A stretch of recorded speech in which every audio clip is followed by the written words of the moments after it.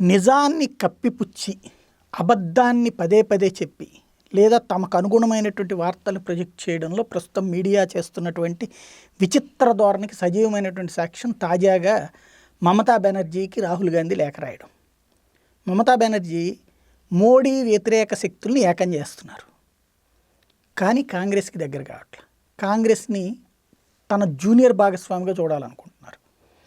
ఇప్పుడు అదే మమతా బెనర్జీ నాతో ఉన్నారని చెప్పేటువంటి చంద్రబాబు నాయుడు ఆ మమతా బెనర్జీ ర్యాలీకి వెళ్తున్నాడు.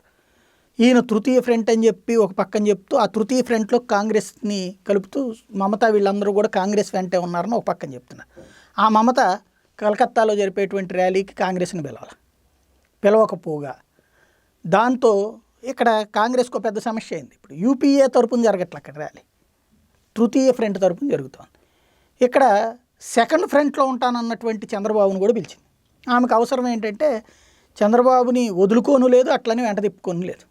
చంద్రబాబు వల్ల మమత కొత్తగా ఒరిగేది ఏం లేదు. ఈ నెల అక్కడ ఓట్లేమో ఆమెకి ఇప్పించగలిగింది ఏం లేదు.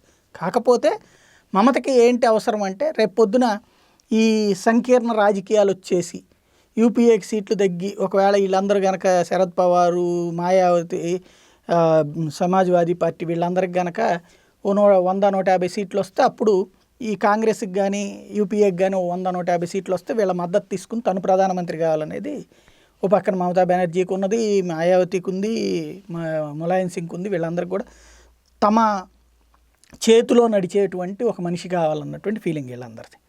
అట్లాంటి సమావేశానికి అక్కడ రాహుల్ని పిలవట్లేదు. అసలు ఈ అంశం పక్కన పెట్టేసి చంద్రబాబు వెళ్తున్నారు.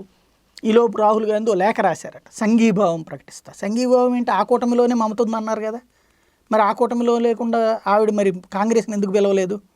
సంఘీభావం ప్రకటించడం ఏంటి అంటే మమతా బెనర్జీ పిలిస్తే రాహుల్ వెళ్ళనన్నారు, లేకపోతే రాహుల్ పిలిస్తే మమతా బెనర్జీ వద్దన్నారా? అసలు ఈ కోణాన్ని ప్రొజెక్ట్ చేయాలి. ఇప్పుడు శివసేన తిట్టిపోసిన దాని గురించి శివసేన వాళ్ళకి గత ఎన్నికల్లో తమ జూనియర్ భాగస్వామి బీజేపీ ఏకంగా సింగిల్ లార్జెస్ట్ పార్టీ అయ్యి చివరికి వాళ్ళ జూనియర్ భాగస్వామిగా తాము అయ్యామన్నటువంటి కసితో రోజు తిట్టిపోస్తూనే ఉంది శివసేన.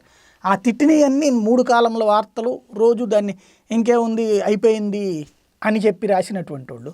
దీంట్లో ఇంత పెద్ద ఇష్యూ దేశంలో రేపు alternative politics either UPA or NDA అంటే యూపీఏ వైపు కాకుండా మిగతా వాళ్ళ ఆ యూపీఏలో కీలకమైనటువంటి కాంగ్రెస్ని పక్కన పెట్టి మమతా బెనర్జీ సమావేశం నిర్వహిస్తుంది. కాంగ్రెస్ కూటమి తరపున పనిచేస్తున్నటువంటి చంద్రబాబు వెళ్ళి ఈ సమావేశంలో పాల్గొంటున్నారు.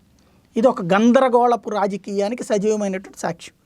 ఇంకో పక్కన అదే కాంగ్రెస్ పార్టీతో జట్టు కట్టడానికి నిరాకరించినటువంటి సమాజ్వాదీ పార్టీ, బహుజన్ సమాజ్ పార్టీ తాము కలిసి పోటీ చేస్తూ కాంగ్రెస్ని పక్కన పెట్టేసినాయి. అది ఇక్కడ మీడియా ప్రొజెక్ట్ చేయట్లేదు. అంటే థర్డ్ ఫ్రంట్ కాదు, ఇక్కడ యూపీఏ ఫ్రంటే గందరగోళంలో ఉంది. యూపీఏలో మాకు వీళ్ళు ఉన్నారు వాళ్ళు ఉన్నారని చెప్తున్నటువంటి చంద్రబాబు నాయుడు మాటల సాక్షిగా అక్కడ జరుగుతున్నది డిఫరెంట్గా ఉంది. ఎవరి రాజకీయం ఎవరి స్వార్థం వాళ్ళే చూసుకుంటున్నారు.